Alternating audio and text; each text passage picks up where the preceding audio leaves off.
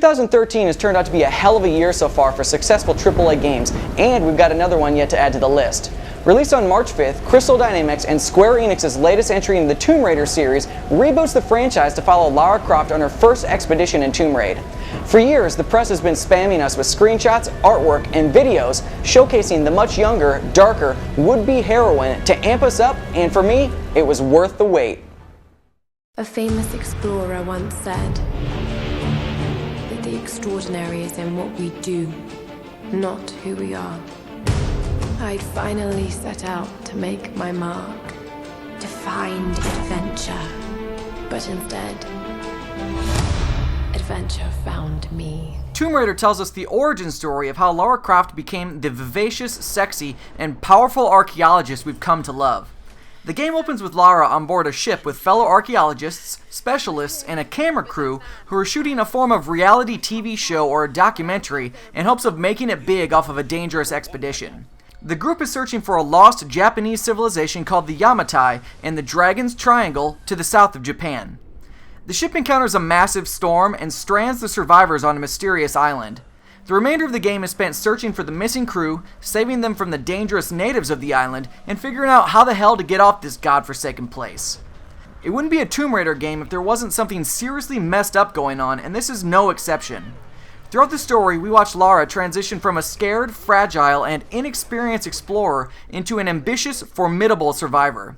This is very unlike the Lara we know from previous games, and to me it was rather refreshing. I really enjoyed the way the story builds upon itself to a great climax and hair-raising ending. I played the PC version of the game, and the first thing that was glaringly noticeable was how beautiful the graphics were. The jungles, caves, and ancient Japanese architecture are beautiful from start to finish, and the detail put into the characters, especially Lara, is remarkable. There were times where I just found myself looking around and watching her hair fly in the wind. PCs powerful enough to utilize AMD's new Tress Effects technology will see something really special, as Lara's hair is very unique and each strand moves on its own. This is something I've not seen in other games, and it really blew me away. It just goes to show how lifelike our games have become and offers a glimpse of the future of PC gaming. A plethora of graphic settings allow you to tailor the game to your custom rig. I played the game on the Ultra settings with everything maxed and averaged between 45 and 55 frames per second for the majority of the game, with occasional dips down to 30 here and there. Everything ran great with no tearing or game-breaking glitches, but I did encounter a problem with Lara's hair every now and then. The presentation of this title overall is just amazing. The high-resolution textures look great, the lighting and shadows add depth and create suspense, and the action-packed music keep things intense. I don't know who the model was that was used to create Lara, but she's fucking hot, and no expenses were spared to display that. Plus the voice actors throughout the game were wonderful, especially Lara's. I played Tomb Raider on the normal difficulty setting, and it took me about 14.5 hours to complete. The game clocked me at 93% completion based off of the massive amount of collectibles scattered throughout the large island. Luckily, the game allows you to continue playing after completion, so you can continue to hunt down anything you missed. This is a semi-open world game with linear progression. Kind of. You essentially start at the bottom of the island and work your way to other areas, gradually opening more as you go, with the option of fast travel to previous areas to access extra locations. I'd say the mechanics are roughly 70% exploration, platforming, and puzzle solving, and 30% combat. To me, that's how these games should be. This is how Uncharted should have been, and this is how any Indiana Jones games should have been.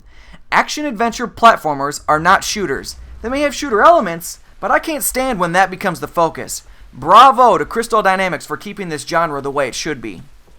I didn't find any of the puzzles remarkably challenging, but I did get stumped a few times for a little bit. Luckily, if you're standing around long enough, Lara will start talking to herself, giving you clues on how to proceed. Lara also uses survival instincts to display objects that may be interacted with around her, as well as reveal the location of collectibles over time.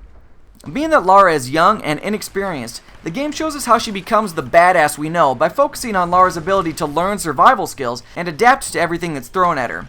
As Lara completes objectives, kills enemies, and finds collectibles, she'll learn experience that she may use to acquire new skills. This is a classic RPG mechanic, but the way that it's implemented is really interesting. At campsites, Lara learns various survival skills like scavenging from animals and learning to spot things in the wild. These skills are both useful from a game perspective as well as from a story perspective. Over the course of her adventure, Lara will acquire several weapons that can be upgraded over time by using salvaged gear that's littered everywhere on the island. As the weapons are upgraded, they become more powerful and gain fun attachments and goodies to make the bad guys go boom. The combat mechanics are very fluid and natural, with a built-in cover system that Lara automatically hides behind when necessary and moves away from without the press of a button. She can also hunt animals, though it's not all that necessary aside from the small amount of experience and salvage gained from each kill. I had a lot of trouble in early Tomb Raider games with the platforming. The controls used to be very sensitive and often resulted in me falling to a premature death. The controls this time around are very refined, and while it's still possible to make mistakes, it's a much better experience overall.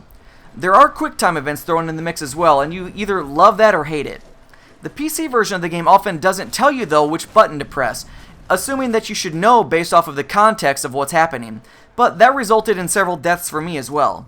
I'm not sure if that was intended or not, and I still don't know if I like that or not. Traditionally, Tomb Raider has been a single-player experience, but this time around, the developers have added 4 multiplayer game types that essentially pit the survivors versus the island natives. There's nothing revolutionary about this in that you can create loadouts with primary and secondary weapons with various skills and upgrades, and then shoot other players. I played a few rounds and it was fun for what it was, but like all traditionally single-player games, this won't last more than a few months before the servers are dead IMO. Either way, in the end, this is a hell of a product, and Crystal Dynamics really deserves some serious recognition. Tomb Raider 2013 was a wonderful game from start to finish. It was great to see Lara's tomb raiding origins, and it was amazing to see her evolve into the character we know and recognize. The presentation, especially the graphics, are just beautiful. The controls are solid, the puzzles, combat, and platforming are of the perfect difficulty, and the game's length felt right for the price. I don't care that multiplayer was tacked on because I wouldn't play that anyway. As far as I'm concerned, if you're a fan of this genre of game, this is a must-buy.